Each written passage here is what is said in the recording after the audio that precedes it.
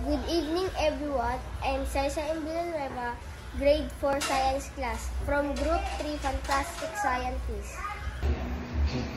Experiment number 1. Gentle push on the toy car and I measure 35 centimeters. Experiment number 2. Strong push on the toy car and I measured 98 centimeters.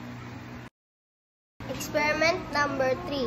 Strong push on the toy car using a varying force of a calamansi and I measured 69 centimeters. Experiment number 4.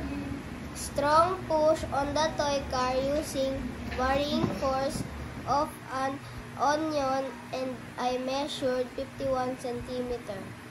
Experiment number 5.